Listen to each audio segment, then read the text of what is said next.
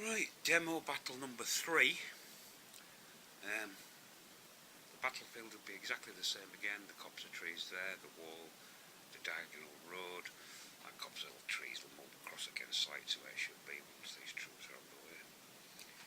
So once again we've got 2 foot regiments, royalist, a regiment of horse, a commander, and an artillery piece, light cannon, crew of 3.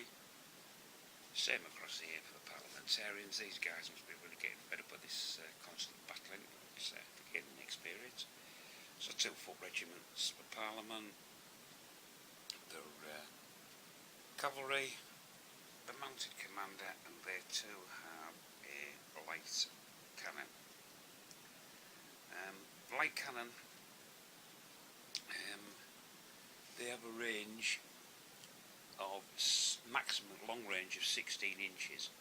So anything between 10 inches and 16 inches is classed as long range, and they have to throw 6 to actually hit at that distance.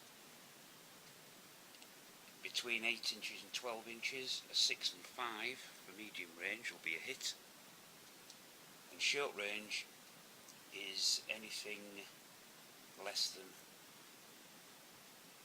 6 inches on a light artillery piece. So anything less than 6 inches, 6, 5 and 4 is a hit. You then throw a second dice for casualties. Whatever the dice shows, that is the casualties on infantry, but it's halved for cavalry and any infantry who are in cover behind, for instance, say a wall or a building. So you would halve the casualties for the infantry then, otherwise it's whatever's shown on the throw of 1 dice. So the cannonball could take out as many as 6 or as few as 1. If it's against the cavalry and they only throw a 1, it was still a hit, so I'm going to class that as 1 casualty, even though it's supposed to be half the cavalry. So if they throw a 2 or a 1, it would be 1 cavalryman. But after that, if they throw a 3, it still would only be 1 cavalryman. 4 would be 2, 6 would be 3, etc. So that's how I plan to do it this time. Also, for working out who's going to be where on the field for the dispositions at the initial start of the battle, this is the royalist initial deployment. The 2 reds represent the 2 infantry battalions, the white dice the cavalry, the yellow dice is the artillery piece, and the black dice is our mounted commander. So I shall throw those dice. This is the royalist with the red dice. Remember, 1 or 2 is left flank, 3 or 4 centre, 5 and 6 right flank. Right, so let's get these together. Right, so the royalists have got themselves pretty nicely grouped together again as per usual. So there will be on the left flank 1 infantry and 1 cavalry, and in the centre will be 1 infantry, the commander and the artillery piece. So right, now we'll drop the dice for the parliamentarians. Won't you just guarantee that these boys will be spread all over the field? We'll see. Right, they're all together. They're together. Oh yes, that's typical. So the 2 infantry units, as per usual, will be in the centre of the field. On the right flank will be the artillery piece and the cavalry. I'm not getting this right, is it yellow? Yeah, that's right. And on his own, on the right flank, is their commander. So that's commander, 2 infantry, cavalry and artillery over there on the right flank. Facing them will be the foot regiments artillery. In the centre, facing the 2 foot regiments, will be one of each. Foot regiment,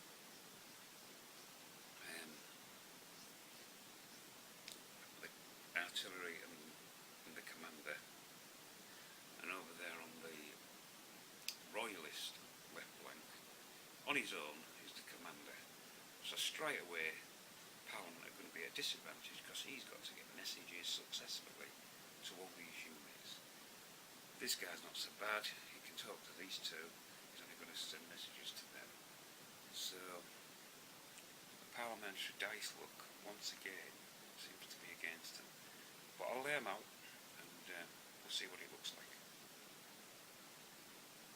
Right, so translating those initial deployments via the dice, we had one royalist foot unit accompanied by a regiment of horse. In the centre of the battlefield we have the light artillery piece, the mounted commander and the other regiment of foot. For Parliament, we've got their light artillery piece right on the flank, accompanied by a horse regiment. In the centre, at least this time, both the parliamentary foot regiments are together, and way out over on the right, on their left flank rather, is the mounted commander. So he's got to get orders way across there. He's obviously going to ride across there as well. He's going to have to get orders to all 4 units. This mounted commander, he's within 12 inches of his artillery piece and 1 foot regiment, and he's only got to get a message across to these 2 units. So straight away, I think you'll agree, the royalists once again have come out best when it comes to initial deployment and dice rolling. This should be quite interesting here because we've got cavalry opposite each other. The copse there, wood, which is cavalry can't enter, so they're going to have to go around it. Their sole artillery piece is over there. Will the cavalry protect it? They don't want to lose it. The infantry want to be going straight ahead into the muzzle of that cannon. That should be quite interesting. In the centre, we've got our 2 parliamentary units, and they're facing off against 1 foot unit, but of course they'll be walking into the muzzle of a cannon as well. So quite interesting deployment. You can see this being certainly fought out at each, this centre section, the left, I think the right hand side of the field. Once our commander there has gone galloping across, it's going to be pretty much ignored, unlike the last battle where the majority of the battle was fought at that side of the table. So, right, I'll throw for initiative and we'll see who's going to go first. And we've got a 3-3, so we'll throw again. A 2-2, it's going to be one of them days, isn't it? 6 and a 5, so Parliament will get the initial move. One other thing about artillery is, the reason it's facing that way is because it's classed as being limbered. It takes 1 full turn to unlimber, and then I would turn the gun round to face the enemy to show that it's ready to shoot. And as long as it's not moved, it can shoot every turn. So once he's unlimbered and facing the enemy, he can then shoot every turn. We will allow minor adjustments, a few degrees angle either side of movement, where there would be manhandling it with spikes and crowbars, etc. Because this is foot artillery. It moves at the speed of the foot regiment, so its maximum move is 4. It's none of this Napoleonic stuff where they go careering across the battlefield, or where you see it at Hyde Park when they're doing a 21. None of that lark. these boys are walking with the horses, pulling this cannon. So there's nobody going to be charging across the field with it. So now we know that who's got initiative.